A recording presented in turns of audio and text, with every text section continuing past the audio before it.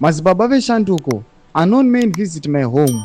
The fight for change must continue. Pane audio inotenderera tiona mazibaba veshanduko vanohandiwa zvakanyanyisa kwazvo. Achitaura achitenderedza audio iyi paChange Radio nepasocial media vachiti aiwa nyika isingaizivi kuti aiwa kana chinge razoshayikwa mufanira kuziva kuti ndo vakomana vanonyangarisa. Zambenda mashuka buda nyuka muzara nhasi ndobva subscribe like turn on the bell icon. Tipi namunhu muchinzi mazibaba veshanduko in blue sent an alert message saying that his home was visited by unknown men looking for him.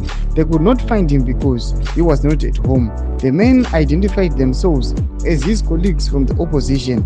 His children told them they could call him and let them speak over the phone, but the men refused to speak to him before they left. Mazibaba is a mobilizer and change supporter who has remained true to peaceful ways of gaining freedom in Zimbabwe for years.